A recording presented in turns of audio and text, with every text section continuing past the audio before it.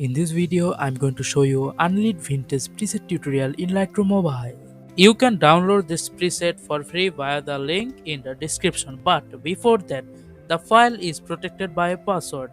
If you want to know what the password is, you have to watch the full video. The password is given in the video. Okay, let's start the tutorial.